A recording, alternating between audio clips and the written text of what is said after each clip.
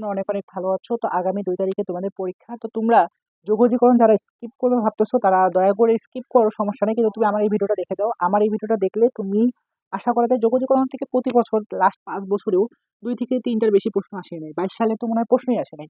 তাই এত প্যারা খাওয়ার কিছু নাই। এই ক্লাসের মধ্যে যেগুলো থাকবে যদি ভাগ্যে থাকে আসলে ভালো। যদি এখান থেকে যদি একটা এমসিকিউ আসে তবু তোমার জন্য অনেক লাভ।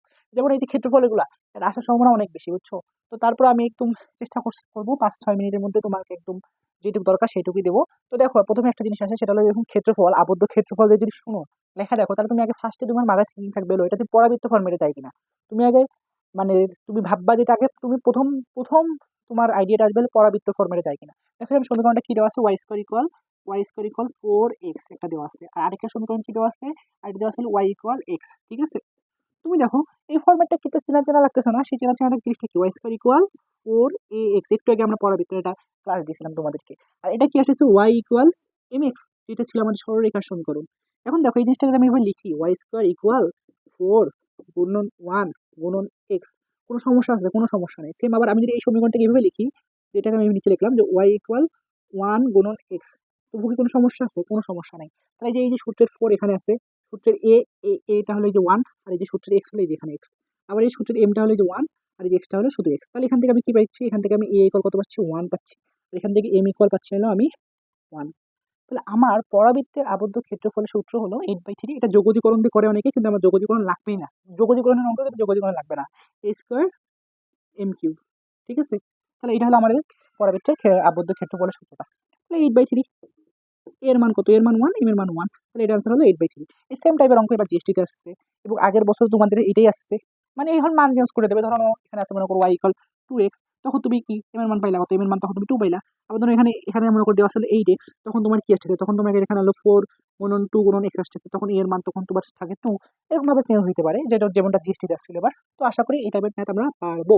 ঠিক আছে, এরপর হলো বেসিক যোগজীকরণ। এবং বেসিক এই জিনিসটা তুমি জানা উচিত। তারপর যদি না জানো তাহলে দেখো তুমি আগে লিমিট 0/2, এটা তোমার মানে তোমার যেটা টেক্সটাইলে যেটা আছে সেটা হলো নিচে 2 উপরে 0। যাই হোক, তা আমাদের এটা। তো এখানে দেখো এটা ছিল কি x-5 dx। তো প্রথমে আমি এটা আগে এই লিমিটটাকে বাদ, লিমিটের হিসাব পরে বাদ। প্রথমে আমি এটা যদি যোগজীকরণ করি, এটা যোগজীকরণ যদি করি তাহলে আমি এখানে যোগজীকরণটা করবো। তুমি দেখো এখানে যদি এক্স থাকে, এখানে যা থাকবে এই সংখ্যাটা যা থাকবে, যোগজীকরণের ক্ষেত্রে তুমি এক্স গুণ করে দেবা। তুমি সব জায়গায় কি করে দেবা, এক্স গুণ করে দেবা। তো তুমি এখানে আগে এক্স গুণ করে দেবা, তাহলে এটার সাথে একটা এক্স গুণ করে দিলা। তো এখানে মোট কয়টা এক্স হচ্ছে, 2টা এক্স। তাহলে এই 2টা এক্স মানে হলো নিচে 2, 2টা এক্স মানে নিচে তুমি ভাগ করে দেবা। আর অন্তরীকরণের ক্ষেত্রে গুণ আকারে হয়। আর এখানে নিচে মাইনাস, এখানে দেখো 5, এর সাথে কোনো এক্স আছে, এক্স নেই, এক্স একটা, তাহলে গুণ গুণ করে দিতে হবে। তাহলে 5x, কয়টা এক্স গুণ করছে, একটা এক্স গুণ করছে, তাহলে এটা 1। তাহলে এটা যদি আমি সুন্দরভাবে লিখি, এটাকে আমি কি লিখতে পারি, এটাকে আমি লিখতে পারি এক্স স্কোয়ার। তাহলে এটাকে আমি সুন্দরভাবে এক্স স্কোয়ার লিখতে পারি। ধরো এখানে মনে করছিল, মনে করো হলো এক্স স্কোয়ার আর 10, তাহলে এটাকে তুমি কিভাবে লিখতে, ধরো এক্স স্কোয়ার না, ধরো এক্স কিউব আছে এখানে। তাহলে আমার কথা কি ছিল, এটা যদি তুমি যোগজীকরণ করো তাহলে এটা কি হয়ে যাবে, একটা এক্স গুণ করে দেবা। তাহলে এক্স কিউবের সাথে যদি তুমি একটা এক্স গুণ করে দাও, তাহলে কি সেটা কি হয়ে যাচ্ছে, এক্স ফোর হয়ে যাচ্ছে তখন। তো সেটা হচ্ছে এক্স ফোর। তাহলে কয়টা এক্স আছে, 4টা এক্স, তাহলে 4। এর সাথে তুমি এখানে এখানে 10, ধরেন এখানে 10x আছে, ধরেন এখানে 10x আছে। তাহলে এখানে যদি 10x আছে, তাহলে তুমি এখানে একটা এক্স গুণ করে দিতে হবে। তাহলে একটা এক্স গুণ করে কত আছে, 10x স্কোয়ার হচ্ছে। আর কয়টা এক্স গুণ করলা, 2টা এক্স, তাহলে 2টা এক্স হয়ে গেল। মানে কয়টা এক্স হয়ে গেল, মানে 2টা এক্স, তাহলে নিচে হলো 2টা এক্স। ঠিক আছে, এখন তুমি লিমিটটা বসে দিলা। লিমিটটা কত ছিল, 0 থেকে, লিমিটটাকে তো একটু সুন্দরভাবে লেখে, ধরো যেভাবে লেখে। এই এখন তো আর তোমার রিটার্ন না, 0 2। তাহলে এখন তুমি এটাকে আপার লিমিটের মান আর লোয়ার লিমিটের মান বসাই দেবে। আপার লিমিটের মান 2 আগে ওখানে বসাবা, বিয়োগ লোয়ার লিমিটের মান। তা তুমি যদি এই সমীকরণের মধ্যে 2 এর মান 2টা বসাই দাও, তাহলে 2 স্কোয়ার মানে x এর জায়গায় 2 বসাই দেবা, 2 স্কোয়ার, তারপর বাই 2, তারপর 5x। তাহলে 5 এর সাথে যদি 2 গুণ করে দাও তাহলে কত আসছে ওখানে, 5 এর সাথে 2 গুণ করলে 10 হচ্ছে। নিচে 1 মানে কি, একই তো। তারপর বিয়োগ, এখন লোয়ার লিমিটে তো ওখানে সব যদি 0 বসে সবই তো 0 হয়ে যাবে। লোয়ার লিমিটে বাকি যত কিছু আছে সবই তো 0 হয়ে যাবে, তাই না? তাহলে এখান থেকে দেখো, এখান থেকে কি আসতেছে, যেহেতু তোমার 2 এখান থেকে আসতেছে হলো, সরি 2 এর উপরে স্কোয়ার এখানে আছে, তাহলে 4। 4 থেকে যদি 10 বিয়োগ করো মানে 4, আবার যদি 2 দ্বারা ভাগ করে হচ্ছে, তাহলে এখানে -8 থাকতেছে। এখানে থাকতেছে তোমার হলো -8। ঠিক আছে, তাহলে এখান থেকে 0 এটা থাকতেছে, এটা পুরো হলো 0, তাহলে এটা আনসার হলো কত, -8। এটা হলো উল্টা। আর তোমার টেক্সটাইলে যেটা ছিল, টেক্সটাইলে আসছিল হলো সেম জিনিসটাই, আগের বছরে না 23 সালে মনে হয়, সেটা ছিল উপরে 0 নিচে 2, তখন এটার মান আসে হলো +8। ওকে, আশা করি কনফিউশন হবে না। এবং একটা ম্যাথ টেক্সটাইলে তোমার ভুল উত্তর দেওয়া আছে তোমাদের ফেব্রিক নলেজ ডকুমেন্টারে, যেমন এই যে এই ম্যাথটার ভুল উত্তর দেওয়া আছে। তো আমি এটা ঠিক করে দিচ্ছি, দেখো এটা আসলে 0/sin 2x, 2x dx। এখন দেখো তোমাকে একটা জিনিস মনে রাখতে হবে, এটা সাইন এক্সকে ডিফারেন্সিয়েশন করলে কি হয়, অন্তরীকরণ করলে কি হয়, এই জিনিসগুলো তোমার একটু মনে রাখতে হবে। জাস্ট 6-7টা রুলস জাস্ট খালি মুখস্থ রাখলে তুমি এটা একদম পেয়ে যাবা, একেবারে পানি পানি হয়ে যাবে। যেমন আমরা যদি সাইন এক্সকে ডিফারেন্সিয়েশন করি, মানে সরি সাইন এক্সকে যদি আমরা ইন্টিগ্রেশন করি, তাহলে সেটা কি হচ্ছে, সেটা হয়ে যায় মাইনাস কজ এক্স, সেটা কি হয়ে যায় মাইনাস কজ এক্স, এরকম যায় বাকি সূত্রগুলো তোমরা একটু মুখস্থ রাখবা। তাহলে দেখো আমি যদি এটা ডিফারেন্সিয়েশন করি, এখানে কিন্তু এক্সট্রা করে কি আছে, একটা এক্সট্রা করে 2 আছে। দেখো তাহলে এই যে 2x এর পরিবর্তে আমরা এখন এটাকে শুধু মনে করি এখানে আছে কত সাইন, আচ্ছা আমি এখানে নাহলে কি এখানে লিখি যে সাইন 2x আছে, এখানে আমি লিখবো হলো সাইন এক্স, এখানে তার পরিবর্তে আমি কি লিখবো শুধু সাইন এক্স, তার মানে কি 2x এর পরিবর্তে আমি কি লিখলাম এক্স লিখলাম। তাহলে এক্সটা কি আছে, এক্সট্রা এখানে 2টা আছে। আমরা এই এক্সট্রা 2টাকে আমি কি করি, দেখো তাহলে এটা আমি আগে ওরকমই করে দেবো, কারণ যেহেতু লিমিট আছে তাই তো আমি এভাবে করে দিলাম, ঠিক আছে। সাইন এক্স, সাইন এক্স কে ডিফারেন্সিয়েশন করলে কি হয় minus cos x, minus cos x, কিন্তু এক্স কজ এক্স, কিন্তু এখানে কি এক্সটা কি যে 2x টাই, তাহলে এই যে 2x টাই নিলাম। কিন্তু আমরা তো জানি এক্স এর ফর্মুলাতে এখানে 2x আছে, তাহলে 2টাকে আমি এক্সট্রা লিখছিলাম না, তো সেই এক্সট্রাটা আমি নিচে ভাগ করে দেবো। লিমিট আমি বসিয়ে দিলাম 0 থেকে পাই। এখন আপার লিমিট বিয়োগ লোয়ার লিমিট, এখন দেখো এটা আপার লিমিট যদি বসাও, তাহলে আপার লিমিট মানে কি পাই, তাহলে পাই মানে কি 180 ডিগ্রি। আচ্ছা তাই হোক, তারপর আমি আপার লিমিট এখানে বসালাম, আমি বেশি লেখাইলাম। দেখো cos cos 2 পাই ভাগ 2, তাহলে এটা হলো আমাদের কি আপার লিমিটটা বসলো, তারপর বিয়োগ, এখন লোয়ার লিমিটটা বসায় দেবো, মাইনাস কস 0 থেকে 0 হয়ে যাচ্ছে 0 ভাগ 2। এখন দেখো এখান থেকে আসতেছে হলো এটা আমাদের, দেখো এই যে cos 2 পাই মানে কি 360 ডিগ্রি, cos 0 ডিগ্রির মান হচ্ছে cos 360 ডিগ্রির মান, তাহলে এটার মান কত আমাদের, এটার মান হলো আমাদের 1, তাহলে উপরেরটা মান আমাদের কত 1, আগে থেকে একটা -1 আছে তাও সেটা, আর ভাগ হলো 2। আবার এখানেও একটা মাইনাস চিহ্ন দিচ্ছি আমরা, এটার মানও কত আমাদের, দেখো এখানে যেটা 0 আছে এই 0-র মানও কত আমাদের 1, 0-র মান কত আমাদের 1, এটার মান হলো আমাদের কত মানে 1, আগের থেকে এখানে হলো -1/2, ঠিক আছে। এখন এটাতে তুমি হিসাব করলে যে যতবারে তোমার টেক্সটাইল এটা হলো ভুল অ্যান্সার দেওয়া আছে, এটা বার করলে যেটা বাড়ে সেটা হলো তোমাদের অ্যান্সার হবে, এটার অ্যান্সার মানে 0 হবে, বুঝছো। কিভাবে 0 হয় দেখো, এটা অ্যান্সার অবশ্যই 0 হবে। দেখো যে -1, এটা এই জায়গাটা এটা মাইনাস মাইনাস প্লাস হয়ে যাচ্ছে, এটা প্লাস হচ্ছে, তাহলে তখন এটা হলো 0 হয়ে যাচ্ছে, তখন এটা অ্যান্সার, তখন এটা হচ্ছে 0 হচ্ছে তোমার টেক্সটাইল, এটার অ্যান্সার মানে কোশ্চেন ব্যাংকে এটা অ্যান্সার -1 দেওয়া আছে, ভিডিওটা হবে না, ঠিক আছে। আশা করি এটা পারছো। আবার আরেকটা ফর্মুলা হলো তোমার এখানে, আমি পরে এই ক্ষেত্রটা পরে করেছি।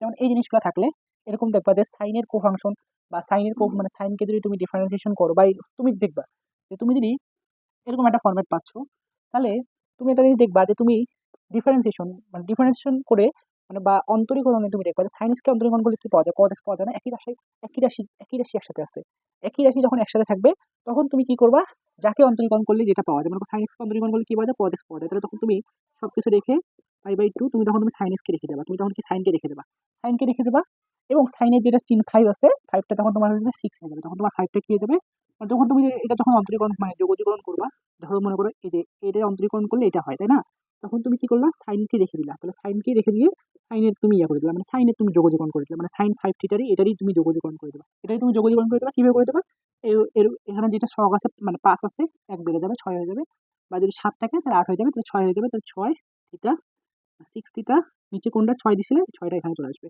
ঠিক আছে। তারপর লিমিটটা বসাই দেবো 0 পাই/2, এখন লিমিটের মানটা বসাই দিলে হয়ে যাবে। আবারও বলতেছি দেখো যে তোমার এখানে কি আছে, মনে করো এখানে তোমার এই সাইন এক্স কে একই দুইটা রাশি একসাথে আছে, সাইন এক্স কে ডিফারেন্সিয়েশন করলে কি হয় cos x হয়, তার যাকে ডিফারেন্সিয়েশন করবা তার ইন্টিগ্রেশন করে দেবা।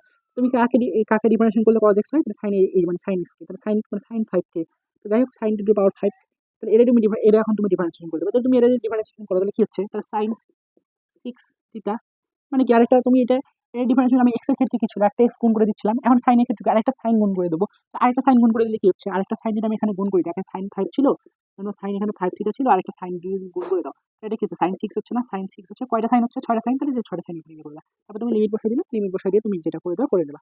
আশা করি এটা বুঝতে পারছো, ঠিক আছে। আচ্ছা তারপরে এটা দেখো যে এটা আছে যেটা, এটা যদি আমি এভাবে লিখি যে এটা মানে এক্স ইনভার্স আছে, তাহলে এটা যদি 1/x হিসেবে লিখি, ইকুয়াল ডিএক্স লিখি, কোনো সমস্যা আছে, কোনো সমস্যা কিন্তু নাই। আবার বড় কথা হইলো এইটা এটা যদি আমি অন্তরীকরণ করি, মানে এই জিনিসটা কি খুব চেনা চেনা লাগে না, যেমন আমি যদি লন এক্স কে যদি বা লগ এক্স কে যদি অন্তরীকরণ করি, তাহলে 1/x হচ্ছে না, 1/x হচ্ছে না, সেম ভাবে এটার অন্তরীকরণ যদি এটা হয়, মানে এটার অন্তরীকরণ লন এক্স এর অন্তরীকরণ যদি এটা হয়, তাহলে এটার যোগজীকরণ হবে হলো লন এক্স, ঠিক আছে। এটার অন্তরীকরণ যদি এটা হয় তাহলে এটার যোগজীকরণ হবে উল্টাটা, তার মানে কি এটা যোগজীকরণ কত হবে, লন এক্স হবে, লন এক্স প্লাস সি দিতে হবে তখন, কারণ এখন ধ্রুবকটা থাকবে, আমি বিস্তারিত গেলাম না। আর মেইন যে পার্টটা সেটা হলো আমাদের সবকিছু মুছে দিলাম, এখন তাহলে এই জিনিসটা একটু ভালো করে বুঝো, সব মুছে দিলাম। দেখো এই যে এই প্রশ্নটা খুব ইম্পর্টেন্ট, খুব ইম্পর্টেন্ট, বুঝছো। দেখো ওয়াই স্কোয়ার ইকুয়াল এক্স এবং ওয়াই ইকুয়াল এক্স স্কোয়ার বক্ররেখা দ্বারা আবদ্ধ ক্ষেত্রফল, দেখো আমি এটা তোমাকে বলছিলাম যে পরাবৃত্ত আকারে যায় কিনা, তো এটা পরাবৃত্ত আকারে যাবে কিভাবে, কারণ এখানে তো কোনো একটা ইয়া নেই। মানে এটা যদি পরাবৃত্ত করতে পারে, দুইটাই পরাবৃত্ত হয়ে যাচ্ছে। দুইটা পরাবৃত্ত ধরলে না, একটা পরাবৃত্ত থাকতে হবে, একটা সরলরেখার সমীকরণ থাকতে হবে। তো যেহেতু এটা হচ্ছে না, তাহলে মানে তুমি আগে ছেদবিন্দুটা বার করবা। তো মানে এই দুইটা রেখা তুমি ছেদবিন্দুটাকে বার করো। এই দুইটা রেখার ছেদবিন্দুটা হবে তোমার লিমিট, আপার লিমিট, লোয়ার লিমিট। তো এই দুটোর লক্ষ্যে তুমি ছেদবিন্দু যদি বার করো, দেখো এই দুটো লেখা যে ছেদবিন্দু বার করো, তখন কি আছে, ওয়াই স্কোয়ার ইকুয়াল কি আছে, এক্স আছে না, ওয়াই স্কোয়ার ইকুয়াল এক্স আছে। আচ্ছা তুমি এখন দেখো যেখানে কি আছে, ওয়াই ইকুয়াল এক্স স্কোয়ার। তাহলে যে ওয়াই এর পরিবর্তে তুমি কি লিখতে পারো, ওয়াই এর পরিবর্তে তুমি এক্স স্কোয়ার লিখতে পারো না, তাহলে এক্স স্কোয়ার তারপরে আবার একটা এক্স স্কোয়ার ইকুয়াল হলো এক্স। তাহলে এখানে কি আসছে, x to power four equal x. তাহলে তুমি এটা এভাবে লেখো, তো উৎপাদক বিশ্লেষণ করা লাগবে, x four minus x equal হলো জিরো। কারণ এখান থেকে যদি তুমি এক্স কমন নাও, এক্স কমন নিলে এখানে কি আসছে, x three minus one equal হলো জিরো। তাহলে হয় এক্স ইকুয়াল হলো তোমার জিরো, এবং না হয় এক্স কিউব ইকুয়াল ওয়ান, যেখান থেকে এক্স ইকুয়াল কত আসছে, ওয়ান। তার মানে তোমার লোয়ার লিমিট হলো জিরো, আপার লিমিট হলো ওয়ান। ঠিক আছে, লোয়ার লিমিট হলো জিরো, আপার লিমিট হলো ওয়ান। এখন তোমার ওয়াই এর মানটা বার করতে হবে। ওয়াই এর সব জায়গার মান কত, তোমার এখানে ওয়াই এর মান বার করবে, এখানে ওয়ান, মানে এরকম যা দেখবা তুমি যদি এটা মুখস্থ করে নাও, মানে এই নিয়মটা জাস্ট খালি মুখস্থ করে নাও, কোনো বেসিক ফেসিক লাগবে না, জাস্ট তুমি এই নিয়মটা মুখস্থ করে নাও, এই নিয়ম থেকে আসবে। তুমি দেখো, তাহলে ওয়াই স্কোয়ার ইকুয়াল যদি এক্স হয়, তাহলে ওয়াই ইকুয়াল কত আসছে, রুট ওভার এক্স আসছে, ওয়াই ইকুয়াল কত আসছে, রুট ওভার এক্স আসছে প্রথম সমীকরণ থেকে। আবার দ্বিতীয় সমীকরণে দেখো কি আছে, y equal x square, y square আসছে, ওয়াই ইকুয়াল আসছে কি এক্স স্কোয়ার, তাহলে দ্বিতীয় সমীকরণ। তাহলে এটাকে তুমি ধরো ওয়াই ওয়ান, এটাকে ধরো তুমি ওয়াই টু। তাহলে তুমি এখন কি করবে জানো, এখন তুমি ডাইরেক্ট তুমি একটা এটা মুছে দাও। প্রথমটা কি আসছে, প্রথমটা আসছে হলো মানে ওয়াই ওয়ান ইকুয়াল আমরা কি পাইলাম, ওয়াই ওয়ান ইকুয়াল আমরা পাইলাম হলো মানে root over x, y two equal আমরা কি পাইলাম, শুধু ডাইরেক্ট এক্স স্কোয়ার পাইছি। ঠিক আছে, এখন দেখো, তাহলে তুমি এটা কি করে দেবা, ডিফারেন্সিয়েশন করে দেবা। তো আমি লোয়ার লিমিট কত পেলাম, জিরো, আপার লিমিট পেলাম কত, ওয়ান। এখন আমি কারে ডিফারেন্সিয়েশন করবো, y one minus y two এর মনে করো ডিফারেন্সিয়েশন, মানে ইন্টিগ্রেশন করে দেবো, বারবার খালি ডিফারেন্সিয়েশন করছি। যাই হোক, তাহলে ঠিক আছে, তাহলে এটা করো। তাহলে এটা যদি করতে করো, তাহলে এই যে ওয়াই ওয়ান আমার কত, ওয়াই ওয়ান হলো আমাদের হলো রুট এক্স, আর এটা হলো আমাদের কত, এক্স স্কোয়ার। ঠিক আছে, তাহলে আগে আমি ডিফারেন্সিয়েশন এমনিতে ডাইরেক্ট নর্মাল নিয়মে করে দিই।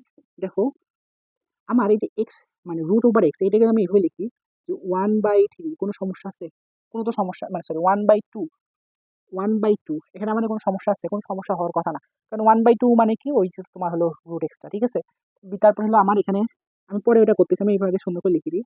তার বিয়োগ হলো আমাদের এক্স স্কোয়ার। ঠিক আছে, আমার এখানে যদি আমি ডিফারেন্সিয়েশন করি, তার মানে আমার কি করতে হবে, তোমার ওয়ান সব জায়গায় তোমার কি করতে হবে, যোগ করে দিতে হবে। তোমার ওয়ান কি সব জায়গায় কি তোমার কি করতে হবে, যোগ করে দিতে হবে। মানে ধরো, বুঝো আগে, এখানে কি আছে, ধরো আমি এটাকে তুমি পুরোটা তুমি ডিফারেন্সিয়েশন করবে এখন এই লাইনে।